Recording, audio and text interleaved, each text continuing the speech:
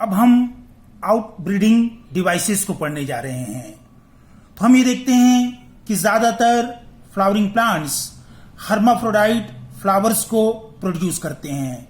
ऐसा होने से सेल्फ पोलिनेशन का चांस इंक्रीज हो जाता है और लगातार होने वाला सेल्फ पोलिनेशन इनब्रीडिंग डिप्रेशन को कॉज करता है, जिसके कारण प्लांट की प्रोडक्टिविटी और फर्टिलिटी कम हो जाती है। ऐसे में प्लांट में सेल्फ पोलिनेशन को डिस्करेज करने और क्रॉस पोलिनेशन को इनकरेज करने के लिए बहुत सारे डिवाइसेस पाए जाते हैं। तो हम ये देखते हैं कि कुछ प्लांट में पोलेन रिलीज और स्टिग्मा रिसेप्टिविटी सिंक्रोनाइज्ड नहीं होती। तो कुछ प्लांट में पोलेन पहले रिलीज होता है और स्टिग्मा बाद में रिसेप्टिव होगा।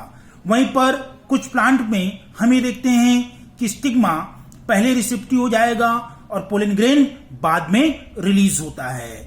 फिर कुछ स्पीसीज में एंथर और स्टिग्मा अलग अलग पोजीशन या अलग अलग हाइट में रहते हैं। तो ऐसा होने के कारण जो पोलेन ग्रेन है वो सेम फ्लावर के स्टिग्मा के कांटेक्ट में नहीं आ पाता। तो ये दोनों डिवाइस ऑटोगेमी को रोकने में हेल्प करते हैं।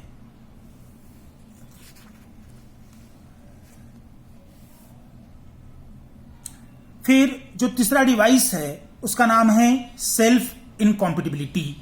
तो ये वो जेनेटिक मैकेनिज्म होता है जिसके कारण पोलेन ग्रेन सेम फ्लावर के ओव्यूल्स को फर्टिलाइज नहीं कर पाते। तो कैसे नहीं कर पाते? जो पोलेन ग्रेन है वो उसी फ्लावर की स्टिग्मा पर जर्मिनेट नहीं हो पाते और यदि जर्मिनेट हो जाते हैं तो उनमें पोलेन ट्यूब की ग्रोथ रुक जाती है। फिर अगले डिवाइस में यूनिसेक्सुअल फ्लावर का प्रोडक्शन होता है।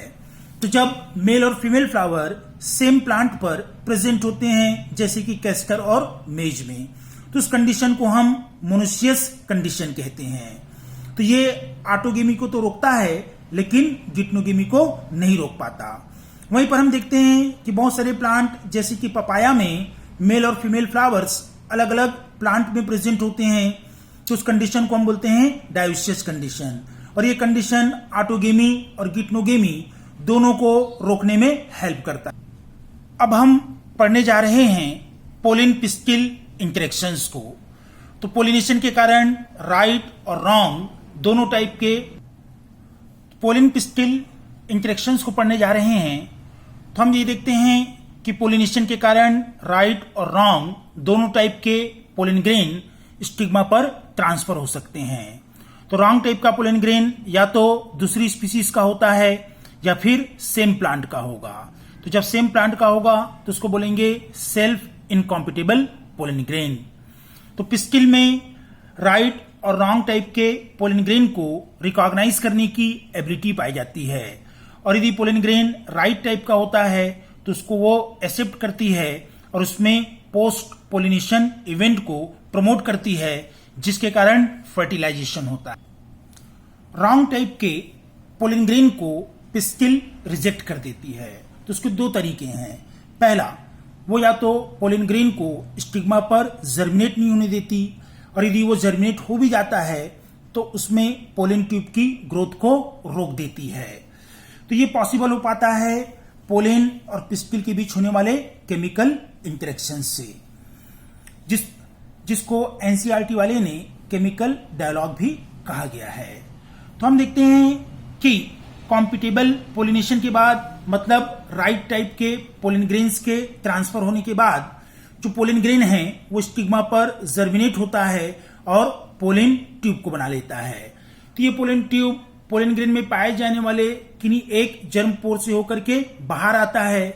फिर इस पोलेन ट्यूब में पोलेन ग्रेन के कंटेंट मतलब कौन कौन जो ट्यूब न्यूक्लियस और जनरेटिव सेल है वो मूव हो जाते हैं, शिफ्ट हो जाते हैं। अब हम देखते हैं कि जो पोलेन ट्यूब है वो स्टिग्मा और स्टाइल को पेनिट्रेट करता हुआ ओवरी तक पहुंचता है।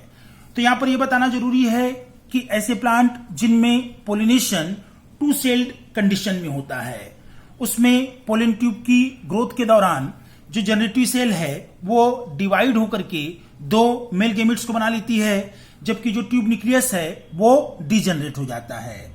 जबकि ऐसे प्लांट जिनमें पोलिनेशन 3 सेल्ड स्टेज में होता है, उनमें पोलन ट्यूब के अंदर बिगिनिंग से 2 मेल गैमेट प्रेजेंट होते हैं। तो ओवरी में पहुंचने के बाद पोलन ट्यूब ओव्यूल्स के अंदर एंटर होगा, फिर ओव्यूल्स के अंदर ये माइक्रोपेलर एंड से एंटर होता है। देन ये फिलीफॉर्म एपरेटस के थ्रू दोनों में से किसी एक सिलिजिट्स के अंदर एंटर होता है। तो ये फिलीफॉर्म एपरेटस जो पोलन ट्यूब है उसकी एंट्री को सिलिजिट्स के अंदर गाइड करने का काम करती है, और ऐसे सारे इवेंट्स जो पोलन ग्रेन के डिपोजिशन से स्टार्ट होता है और पोलन ट्यूब के ओव्यूल्स के अंदर एंटर होने तक चलता है, उसे हम पोलन पिस्टिल इंटरेक्शंस कहते हैं।